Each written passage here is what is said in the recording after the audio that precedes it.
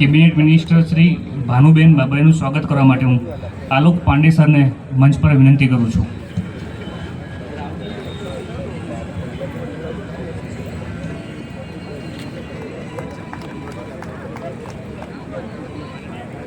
માનનીય cabinet minister Shri Raghavji Patel સાહેબનું સ્વાગત કરવા માટે હું ગાંધીનગરના કલેક્ટર સાહેબને મંચ પર વિનંતી કરું છું.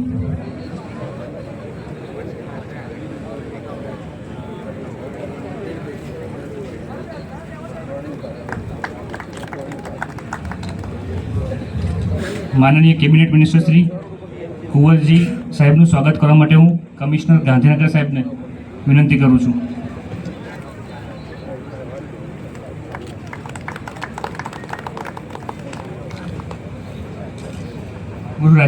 ગૃહ રાજ્યમંત્રી શ્રી હર્ષભાઈ સંઘવીજીનું સ્વાગત કરવા માટે ડીડીઓ ગાંધીનગર સરને મંચ પર વિનંતી કરું છું.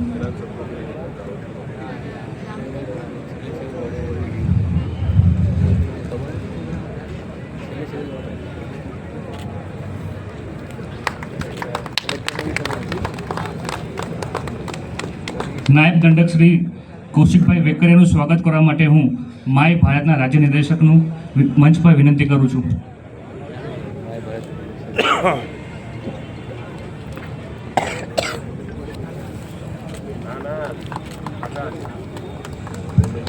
ખૂબ ખૂબ ધન્યવાદ. અત્રે ઉપસ્થિત સર્વે પ્રેસ મીડિયા તથા સર્વે યુવાનોનું સ્વાગત એવં અભિનંદન.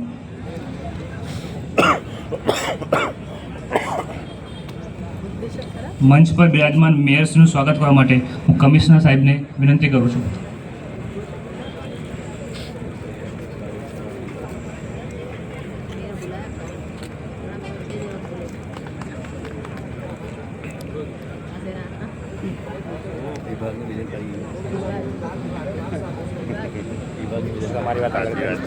નાયબ દંડક વિજય પટેલ ભાઈનું સ્વાગત કરવા માટે હું રાજ્ય નિર્દેશક દુષ્યંત ભટ્ટને આમંત્રિત કરું છું.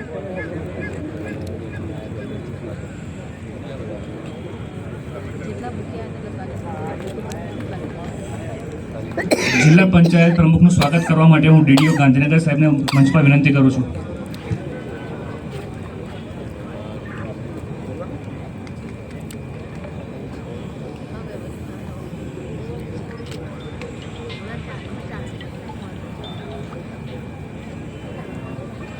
ધન્યવાદ. અત્રે ઉપસ્થિત ગાંધીનગર ઉત્તરના ધારાસભ્ય શ્રી રીટાબેનનું સ્વાગત કરવા માટે હું દુષ્યંતભાઈ ભટ્ટ સાહેબને વિનંતી કરું છું.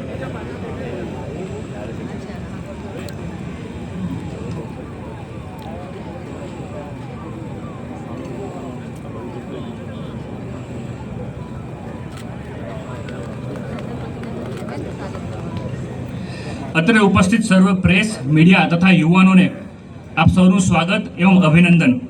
આપણા વડાપ્રધાન શ્રી નરેન્દ્ર મોદી સાહેબ દ્વારા દેશના બિન રાજકીય પરિવારોમાંથી 1 લાખ યુવાનોને મુખ્ય પ્રવાહ માટે આમંત્રિત કરેલ છે. તે અંતર્ગત મંચ પર ઉપસ્થિત સર્વે મહેમાનોને વિનંતી કરું છું કે આપણા વડાપ્રધાન શ્રી નરેન્દ્રભાઈ મોદીજી દ્વારા પ્રેરિત વિકસિત ભારત યંગ લીડર્સ ડાયલોગનું પોસ્ટર લોન્ચિંગ કરીને કાર્યક્રમની શરૂઆત કરશું.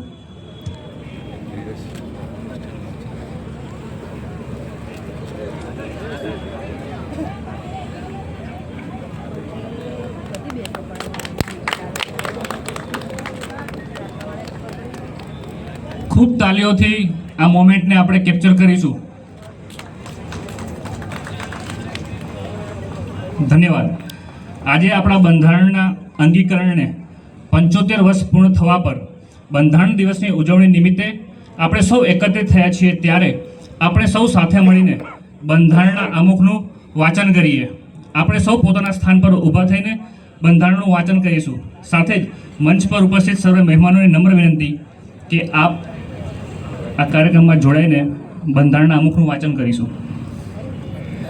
અમે ભારતના લોકો ભારતને એક સાર્વભૌમ, સમાજવાદી, બિન સાંપ્રદાયિક, લોકતંત્રાત્મક પ્રજાસત્તાક તરીકે સ્થાપિત કરવાનો તથા તેના સર્વ નાગરિકોને સામાજિક, આર્થિક અને રાજકીય ન્યાય વિચાર, અભિવ્યક્તિ, માન્યતા, ધર્મ અને ઉપાસનાની સ્વતંત્રતા, દરજ્જા અને તકની સમાનતા પ્રાપ્ત થાય અને તેઓ સર્વેમાં વ્યક્તિનું ગૌરવ અને રાષ્ટ્રની એકતા અને અખંડતા